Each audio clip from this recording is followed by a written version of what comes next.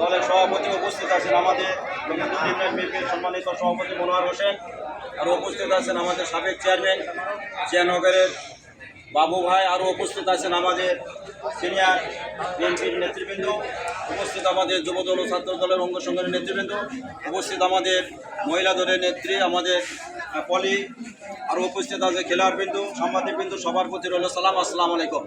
সম্মানিত ভাইরা, আপনারা জানেন ফুটবল খেলাটা একটা জাতীয় খেলা। এই খেলাটা আমাদের সরকার, বর্তমানে সরকার, আমাদের প্রধানমন্ত্রী তারেক রহমান এই খেলার উপর এত গুরুত্ব দিয়েছে যে ভাষায় প্রকাশ করা।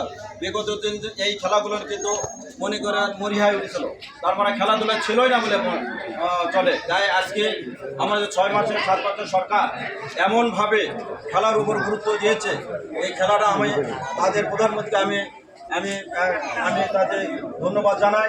তার পাশাপাশি আমি জানাই যে আপনারা আজকের এই খেলার যে উৎসাহিত করেছেন, আয়োজন করেছেন, আমি তাদেরকে ধন্যবাদ জানাই।